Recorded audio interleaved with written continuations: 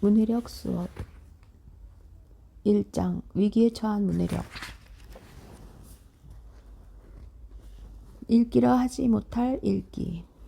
우리나라 최초의 한글 소설 홍길동전 속 홍길동은 아버지를 아버지라 부르지 못합니다. 첩의 자식이라 아들로서 인정받지 못했기 때문입니다. 마찬가지로 저는 아이들의 읽기를 읽기라 부르지 못하겠습니다. 아이들의 읽기가 읽기로서의 기능을 제대로 하지 못하기 때문입니다. 전통적 문맹과 기능적 문맹. 문맹은 눈이 먼 듯 글을 읽지 못함을 뜻합니다. 원래 문맹은 글을 전혀 읽지 못하는 까막눈을 뜻했지만 근래에 들어서는 두 가지 뜻으로 사용되고 있습니다. 전통적 문맹과 기능적 문맹입니다. 전통적 문맹은 문해력이 전혀 없는 우리가 일반적으로 알고 있는 문맹입니다. 반면 기능적 문맹은 글을 읽기는 하지만 실제로 생활 속에서 읽고 쓰는데 어려움을 겪는 경우를 뜻합니다. 글자를 알고 읽을 수 있으나 의미를 잘 파악하지 못하는 등 효과적으로 읽지 못하는 경우입니다. 세계에서 가장 뛰어난 문자인 한글을 사용하는 데다가 높은 교육열 덕분에 더 이상 전통적 문맹을 찾기는 어렵습니다. 반면 기능적 문맹은 늘고 있지요. 제가 읽기를 읽기라 하지 못한다고 한 것은 바로 기능적 문맹을 두고 한 말입니다. 지금 교실 속 학생의 상당수는 기능적 문맹 상태입니다. 읽기 전문가들은 70에서 80%의 학생이 제대로 읽지 못한다고 하는데 저 역시 이 의견에 동의합니다. 문해력을 제대로 갖춘 아이들보다 갖추지 못한 아이들이 훨씬 많습니다. 해당 학년 수준에 맞추어 쓴 교과서조차 제대로 이해하지 못하는 아이들이 적지 않거든요. 그래서 수업은 교과서를 읽고 이해하지 못하는 학생들을 위해 선생님이 요약, 정리, 설명하는 형태로 진행되기 마련입니다. 아이들의 문해력이 점점 약해지고 있다는 사실은 국제학업 성취도 평가 읽기 테스트를 통해서 또 밝혀졌습니다.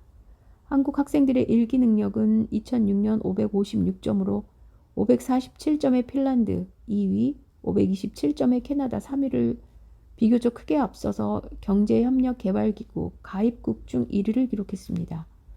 하지만 다른 상위권 국가들의 읽기 점수가 2006년 이후 12년 동안 거의 유사하게 유지된 반면 우리나라는 556점, 539점, 536점, 517점, 514점으로 점차 하락했습니다.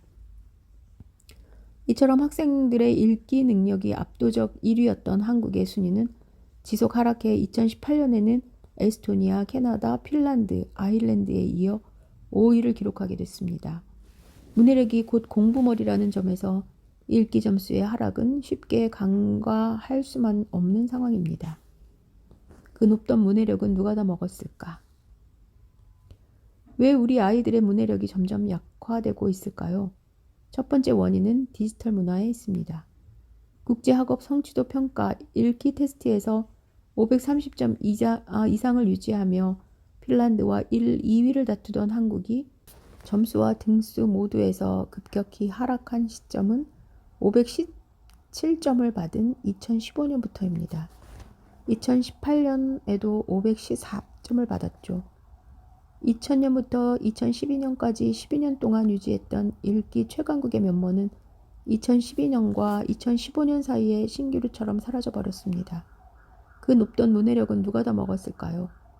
점수대가 급격히 하락하기 시작한 2012년과 2015년 사이에 우리 사회에 무슨 일이 있었는지 살펴봐야 할 것 같군요.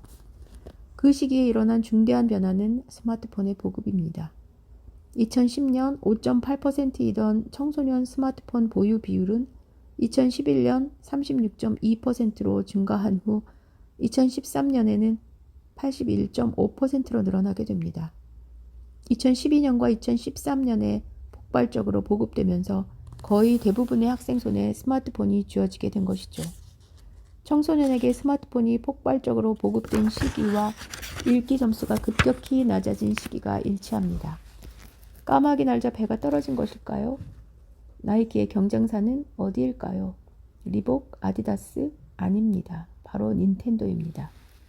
게임기를 켜는 만큼 운동을 덜하기 때문입니다. 같은 의미로 출판사의 경쟁사는 다른 출판사가 아닙니다. 출판사의 경쟁사는 삼성, 네이버, 유튜브, 넥슨입니다.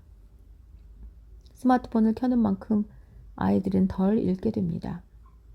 3에서 5세 아동은 하루 평균 4시간씩 디지털 기기를 사용하고 청소년들은 1시간마다 6개의 문자를 보내며 20대는 하루 150에서 190회나 스마트폰을 확인한다고 합니다.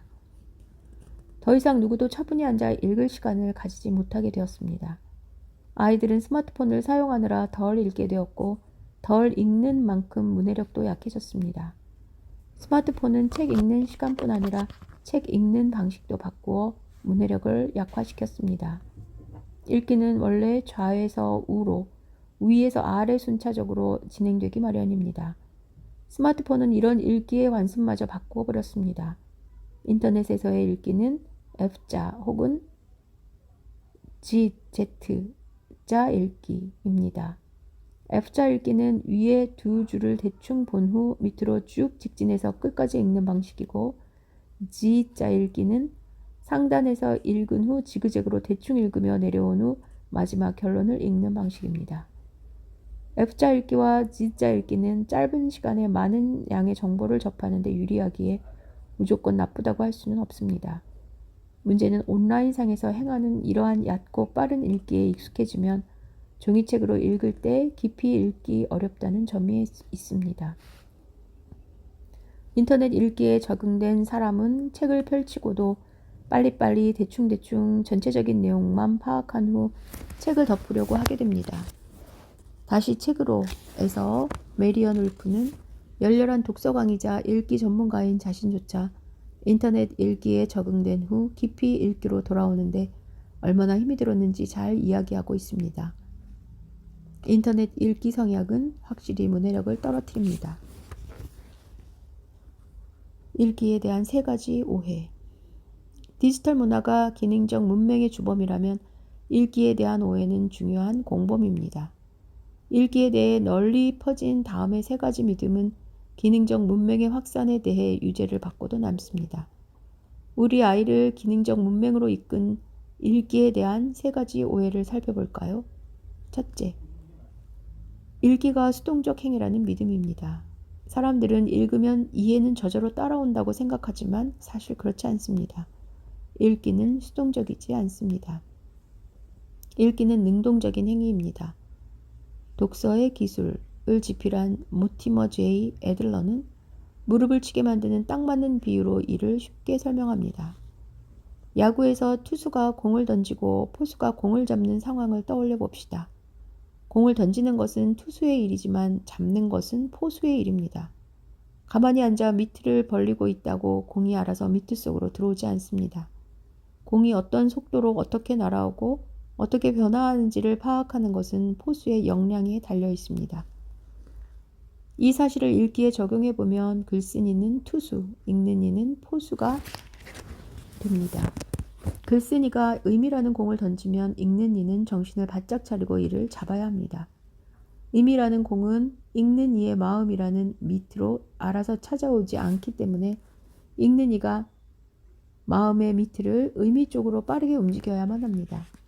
읽는 이는 암호화된 메시지에 주의를 기울여 중요한 의미 요소를 선택하고 그들 사이의 관계를 올바르게 정렬해 이해를 만들어내야 합니다.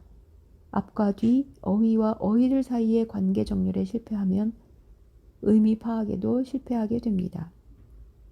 그래서 언어심리학자 프랭크 스미스는 그에 져서 읽기의 이해에서 진정한 읽기는 글과 눈 사이에서 일어나는 게 아니라 독자의 머릿속에서 이루어진다 라고 했습니다. 이런 사실에도 불구하고 읽기를 수동적이라고 믿기에 올바른 읽기 교육이 간과되고 기능적 문맹이 확산하게 된 것입니다. 두 번째 오해는 글자만 알면 스스로 읽을 수 있다는 믿음입니다. 읽기는 문자를 소리로, 소리를 의미로, 의미를 다시 감정과 생각으로 바꾸는 일련의 과정입니다. 글자만 알면 읽을 수 있다는 믿음은 이 중 첫 번째 단계인 문자를 소리로 바꿀 수만 있으면 읽기 교육이 끝났다고 의뢰하게 만듭니다. 이런 믿음으로 인해 부모는 아이가 더듬더듬 글자를 읽기 시작하면 읽기 독립, 즉 스스로 혼자 읽을 수 있는 때가 왔다고 생각해 더 이상 책을 읽어주지 않습니다. 교사 역시 아이가 글자를 아니까 내용을 알 거라고 착각해 문해력에 관심을 덜 가지게 되지요. 글자를 읽을 줄 아는 것은 읽기의 걸음마에 불과합니다. 충분한 문해력을 기르기 위해서 가야 할 길은 더듬더듬 읽을 수 있게 된 후에도 많이 남아 있습니다. 너무 일찍 읽기를 배우는 게 끝났다고 믿으면 아이의 문해력 성장은 제한될 수밖에 없습니다. 읽기에 대한 세 번째 오해는 무조건 많이 읽을수록 좋다입니다. 다른 조건이 모두 같다면 더 많이 읽을수록 더 좋다는 생각은 참을 수 있습니다. 하지만 인간은 정해진 시간 안에 살아가는 유한한 존재입니다. 읽기가 능동적 행위라는 점을 이해했다면 유한한 시간에 더 많이 읽기 위해 더 수동적으로 읽을 수밖에 없다는 사실을 이해해야 합니다. 일정 시간에 더 많이 읽으면 더 많은 정보를 흘려보내야 하고 더 적게, 더 얕게 생각하게 됩니다. 읽기가 수동적인 의미 수령이 아니라 능동적인 의미 재구성임을 이해한다면 읽기의 양보다 질에 조금 더 관심을 가질 필요가 있습니다. 얼굴만 아는 지인 10명보다는 힘들 때 달려와 줄 친구 1명이 더 낫듯이 말이죠. 많이 읽기만큼 깊이 읽기도 중요합니다. 깊이 읽지 못하면 많이 읽기도 무용지물입니다.